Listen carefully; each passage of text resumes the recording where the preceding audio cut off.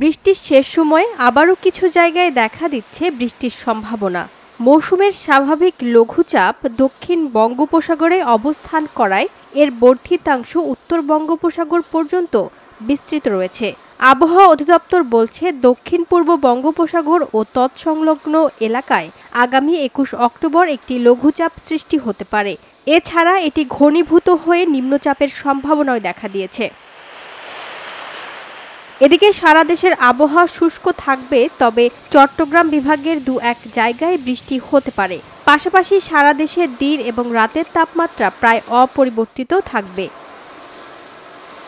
অন্যদিকে ২১ ও ২২ অক্টোবর সন্ধ্যা ৬টা থেকে পরবর্তী ২৪ ঘন্টার পূর্বাভাসেও একই বার্তা দিয়েছে আবহাওয়া অধিদপ্তর।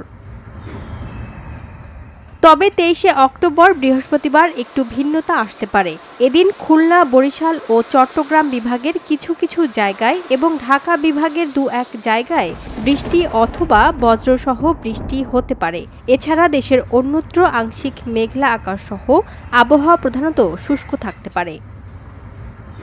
ওয়াহিদা প্রান্তি, স্বদেশ প্রতিদিন।